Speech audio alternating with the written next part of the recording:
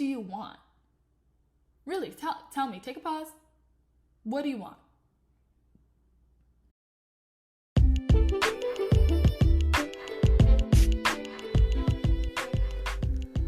Hey y'all, welcome to Well, Well, Well by LRH Wellness. I'm your host, Lexi, and this is where we dive deep into all things health and wellness. Here, we get into the wellness weeds, call out health inequities, and work towards living a more well life, all centering Black perspectives. Hello, welcome to another episode of Well, Well, Well. It's me, Lexi. I'm so excited to be doing another video one. As you can see, I am fixing my hair because I just put these headphones on. But another week, another episode. If you are listening, thank you so much for listening, for tuning in. I know I am personally a big audio, person. I am an auditory learner. So if that is what you are doing, thank you for doing that. And if you are watching, thank you for being a visual learner and being on this journey with me as I'm figuring out edits, as I'm figuring out how to not just be in my sweats recording this.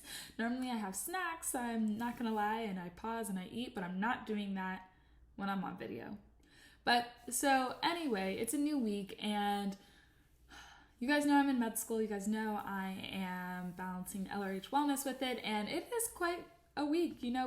We are still on this 8 to 5 schedule, which is honestly ridiculous. It's a lot of work, and we're learning how to be EMTs because, learning the problems in the community, being out in the community, seeing what it's like to live where we're treating patients is really important and a really valuable experience. But EMT is a lot of work, but I'm speaking it to existence. I will deliver a baby on my EMT shift, so I will keep you guys updated. I'm excited to be calling in that experience for myself. And what's most exciting about my med school is there's a lot of Black students. I mean, obviously a lot is a very relative thing. So it's a lot for a med school, and there's community, and we have so many different people who have just had a different experience in their Blackness. It's very not homogenous, and it's really exciting navigating that and talking to people about their experience and what they want out of the school, which is in the South with a lot of white people, and medicine can be racist, and the experience of becoming a doctor can be very racist, and sticking together and trying to deconstruct some of those anticipated isms has been a really valuable experience. And already finding allies too, and finding how we can support one another has been so valuable. But in that, having to learn to accept change and having to learn why change is necessary and why I might want change. It's really hard to see change as a positive for me and to embrace it fully. But it actually kind of comes down to what this episode is about. What do I want? So I'll connect it in a second. Just stay tuned after this break. So if you're, you guys, this is where we cut in different ads and all that stuff, which by ads, I really just mean the accountable ads. So if you don't know what accountable is one-on-one wellness coaching with me, Lexi.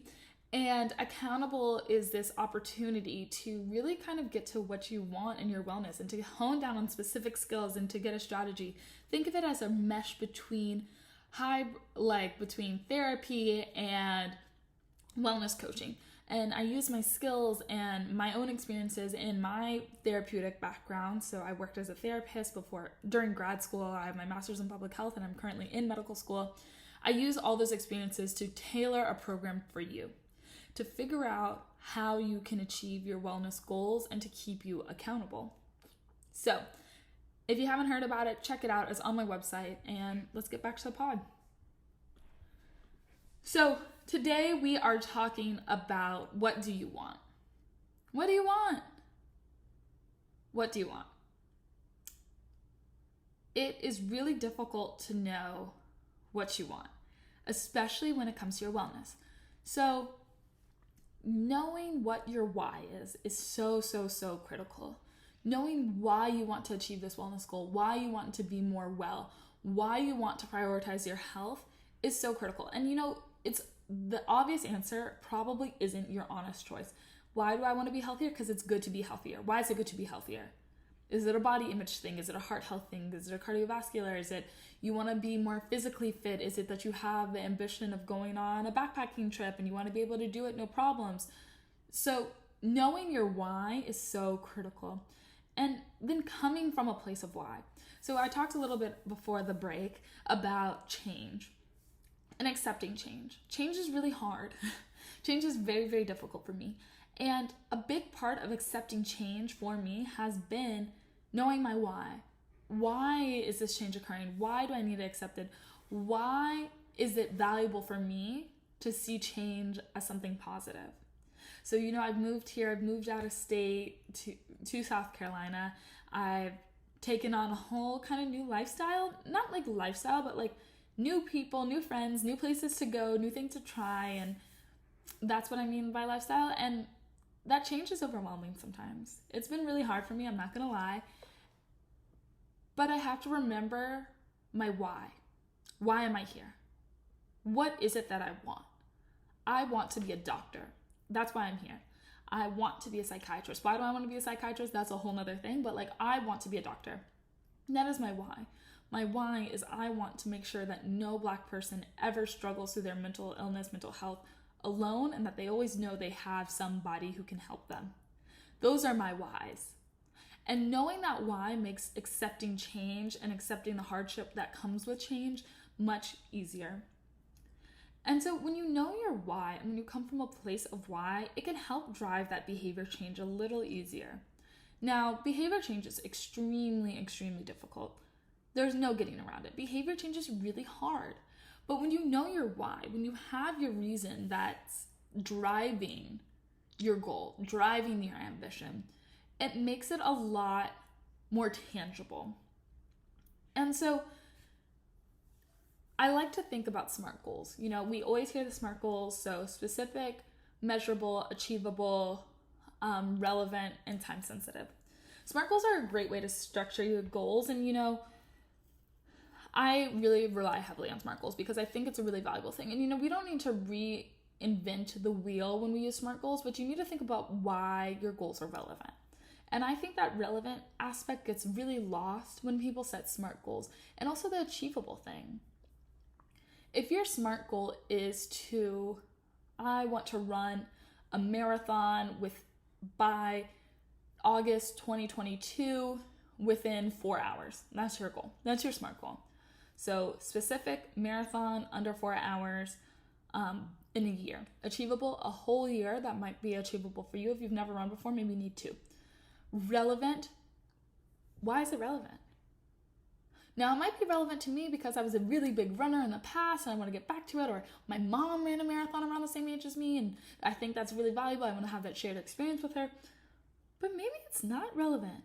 Maybe it's just something you think is oh, that's cool to say I did, but you don't actually care. Having your why drive your purpose. Knowing what your purpose is. Resting in that purpose, that's your why, your purpose. Your why is your purpose. And, when we often hear purpose, we think of these big, lofty ideas of what is my purpose in life? What do I need to do? Who am I? And yes, those are great questions to maybe sort out, but knowing what you want, knowing your why is just as much part of that purpose. So what do you want? Really, tell me, take a pause. What do you want? Now, you might have small goals. So I have the camera up for those watching, but behind that is my vision board. I keep my vision board as my background screen on my computer, on my phone, and these are small things that I want, right? But the ultimate goal I have is to work towards building a community for Black people to explore their wellness. That's what I want. I want a community where Black people can explore their wellness with me. That's what I want. And so the smaller pieces contribute to that want, that desire. Knowing what you want is really hard. I started LRH Wellness a year ago, and I don't think what I would have verbalized then is exactly what I just verbalized to you. Because knowing what you want and putting it pen to paper, speaking it out loud is very, very difficult. But it allows you to target those SMART goals. It allows you to make goals that are relevant to what you want. to remain in your purpose and to do your purpose in the way you need to do it.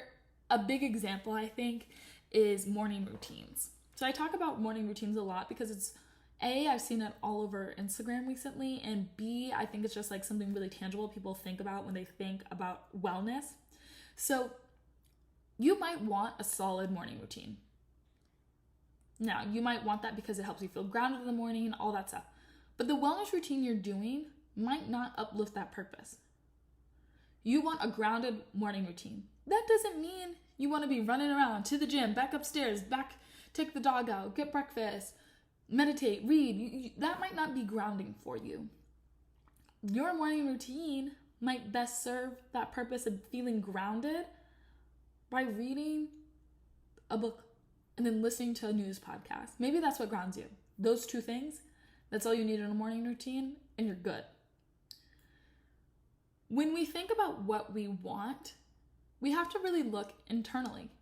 What purpose does this thing, and now taking it to wellness, this activity in your wellness regime, do for you? What do you want?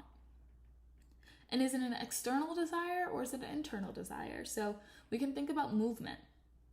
Do you want to incorporate movement into your life because you feel good, you love the endorphin release, or is it a body image thing? Now, that's not necessarily a bad thing, but when thinking about what you want and why do you want it, that's going to really help you work through that internal motivation. So if, your goal of movement is a body image thing, if it's externally placed on you, you're feeling like my mom always said I was too chunky or whatever, or my mom always said I was too skinny, so now I want to get stronger, I want to look more strong. That might be an external motivation, your mom's approval. But if you can take what you want, whatever that body image goal is, that's just an example, and then turn it into something that benefits you, turn it into a why for you, instead of that external validation to say, I want to feel strong. I want to be able to lift up this box, or I want to be able to go up and down the stairs without having to catch my breath, which isn't as simple of a goal as it sounds, And knowing that internalized why creates that intrinsic motivation to achieve that wellness goal, that wellness aspect you want. So today I want you to think about, what do you want? What is it do you want? Really sit with it. And what happens if you don't get it? I played the clip at the beginning of this video of Ayanla. If you're listening, you didn't see it, but if you remember, Ayanla Vincent told one of her guests, is that what you want? Well, you're never gonna get it. Sometimes you will not get what you want. It wasn't meant for you. That's not in your reality. That is not achievable. That's okay. If we had everything we wanted, life would be boring. And that doesn't mean you can't work towards you want what, that the universe isn't full of possibilities, but sometimes we just won't get what we want. Sometimes what we want will look very different than what we get. And we have to be able to accept that. Sorry, y'all. My dog is going crazy. Duck. She's so crazy. But what we want isn't always what we're going to get. And that's okay. We have to be willing to accept not only what we want, but what the universe wants for us. And that can be a really hard mind shift for people. And so I won't really get into that much right now because that's a whole other thing. But really thinking about what you want and why do you want it. Recognizing your motivations can help you see the purity of your intentions. So when you know why you want something, it can help reveal the deeper meaning, right? So again, taking that body image example, I want to look strong, or I want to feel strong. Why? Why is that important? I want to feel strong because I want to be able to go up and down the stairs. I want to run with my kids. I want to run with my friends. I want to have this shared experience with my mom. But when you dig deeper, when you think about, okay, but why? Really why? You can say, you know what? I want approval. Approval is something I seek. And now you know what you want. You want approval. Now, you might never get that approval. all these other things you want to try and get approval might not lead to approval. Now what you want is approval. You know that now. You can have a conversation with your mom, whoever it is, and say, hey, I recognize this about myself. I really want your approval. And they might not give it to you. They might not. But all that extraneous stuff you were going to do just because you thought it might build to your approval will lead to resentment. You'll see your accomplishments in that sector as not true to you. You'll see them as kind of forced things you had to do for this approval. And if you don't get it, you're going to get mad. You're going to resent that you did it. Spend all the time and energy. Now, that's not to say that getting stronger, running the marathon, whatever that kind of, I would like to say like screener goal is. So it's like kind of like a screen that covers the true meaning of like what you want. Those like screener desires. Now, they might be good for you, you know, it might be great you run a marathon, it might be great you get stronger, all those things could be incredible, but you'll lose out on some of their greatness because you're so resentful that you didn't get your true want. So knowing what you want and knowing the true essence of what you want is most important. And you know, not everything's going to go back to your parents or approval or whatever. It might just be, I want to run a marathon because I want to be able to say I did. I want to feel that accomplishment myself. Nobody would ever need to know, but I just want to feel great. You want to feel great. That's the want. And then thinking about how you can extend that desire and extend that thing you want beyond just a fleeting moment. So you run a marathon, you feel great for 2 months? Then what is it? So thinking of how you can extend that feeling, extend that desire and the fulfillment of that desire longer than just that immediate moment. So it's not so fleeting. So thinking about, what do you want? What is it? What is it that will push you further, that will make your wellness goals your reality and not just make them check off things? What will make them fulfilling? And recognizing we're not going to want the same things always. Oh, duck. She's going crazy. I'm sorry, y'all. I got to pause the actual recording.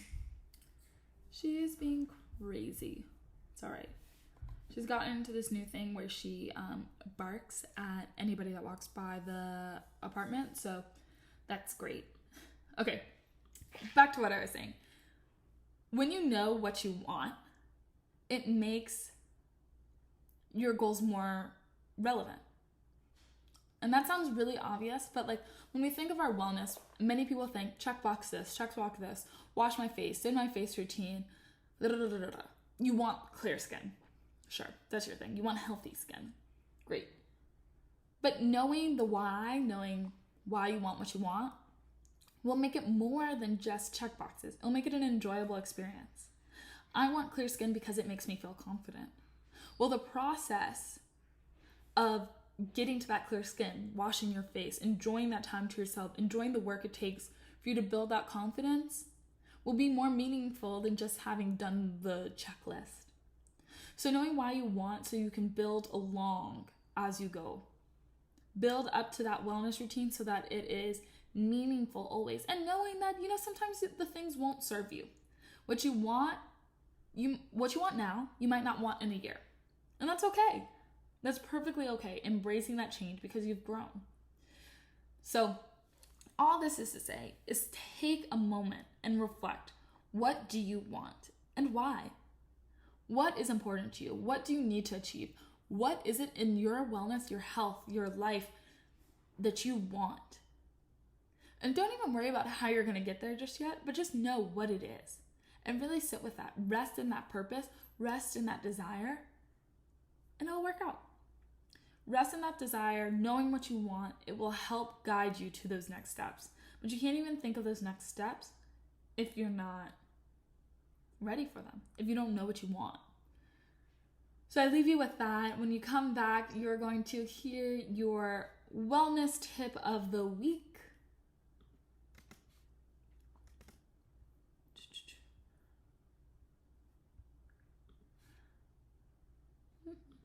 Okay, this week's wellness tip is all about resting in your purpose. So I talked about this a little bit, but my tip is just to rest and rest in your purpose. We all have our own purpose, and whether big, small, or the purpose of that moment, the purpose of your life, whatever it is, give yourself a chance to rest in it. Sit in that purpose, sit in that desire, and sit in that goal mindset maybe, or just sit with what it is that you feel your purpose is. So if your purpose, for me, maybe it's to be a doctor, resting in that, being like, wow, embracing that moment. Not only does resting in that purpose, that identity, that moment allow you to be more mindful and enjoy it and to appreciate it, but it also creates the opportunity for you to see what you want with that purpose, what you want to do with it, where you want to go, to let those next steps come to you instead of you seeking them out. Oftentimes when we don't rest in our purpose, we just seek, we just try and achieve, we try and go out and figure out the next step. When often, if we're in the right space, it will come to us. Taking that rest, taking that time for yourself, truly just being in that space is the best thing you can do when you're working on finding your purpose. So rest in your purpose. That is my wellness tip for you. Take a moment to just be with yourself. And so that might mean meditating, being mindful. It might mean journaling. It might mean reflection. I told you guys about the app Otter I use and how I literally just talk to myself, get it all out there because I am an auditory learner, and then listen to it back because it helps me process. So maybe that's what you need to do. You need to process what your purpose is. You need to rest in that identity, and you don't need to do anything about it just yet. Take the time, take that stage, take that time frame to just rest in your purpose, to relax, to be in it, to embrace it fully, to be that purpose opposed to just putting on a jacket. So if your purpose is to help people, don't make it a jacket you take on and off. How can you be that? How can you be a helpful person? Big, small, everything in between. Think about that. So that is my wellness tip of the week for y'all.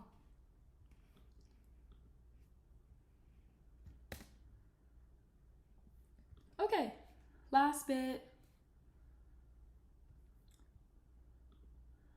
This week's wellness question is, does my wellness always need to be goal-oriented? No. So I talk very much from a goal perspective because that's how I best work through wellness. I like to have my SMART goals. I like to have a specific trajectory that I am going on. That's how I work best. That's how I reason best. And I think a lot of my clients resonate with that. Your wellness doesn't always have to be goal-oriented. Sometimes you just need to be. But having those markers can really help direct you so you're not wasting your time. And by wasting your time, I mean like trying a bunch of crap and trying a bunch of programs and trying a bunch of suggestions and all this stuff that doesn't work for you. When you have your goals, I think it really helps set a trajectory for you. And so I really do suggest it, but goals don't work for everybody. Some people, the goal setting is more stressful than, rejuvenating. And that's okay. But still knowing where you're headed is really important. So even if it's not a goal per se, but just knowing the path you're on. So, you don't have to set that goal of like being more mindful. That's not a SMART goal. I want to be more mindful. I think that's you could say a goal, but it's not a SMART goal in the sense that I like to teach my programs. So your goal or your ambition is to be more mindful. People will go about that a lot of different ways. For me, I might tell you, do 4 mindfulness exercises a day, or do 3 sessions of meditation a week. It might look kind of more prescriptive when it comes from me or for myself. That's how I kind of do it. But for other people, it might be, when I take my walks, I'm looking around. When I'm eating dinner, I'm enjoying the flavors. And it's not to say that the people who are goal-oriented aren't doing that, but that's kind of hard to set a SMART goal around. Specific, I want to taste my food, measurable, how long do I do, doesn't really work. But so your wellness doesn't always have to be goal-oriented or focus on a specific goal, but I like to say have your trajectory, know where you're going with this. Why do you want to be mindful? Knowing your why, knowing what you want. Why is this relevant to you? Is almost more important than making it a specific goal. So even if you don't have a goal, that's okay. You don't need one. What you do need is to just know where you're headed, know what's down the line, know where you're going, so that you stay on that path. Or that if you need to get off the path, you can see it. That is what I would say. Thank you to whoever asked that question. I am so grateful for you guys asking these questions, resting in this information with me, and watching. Thank you for listening to the disturbances of Duck. If you're listening to podcasts, edited those out. But YouTube, you get the raw, unedited version. Thank you guys so much, and I'll see you guys next week.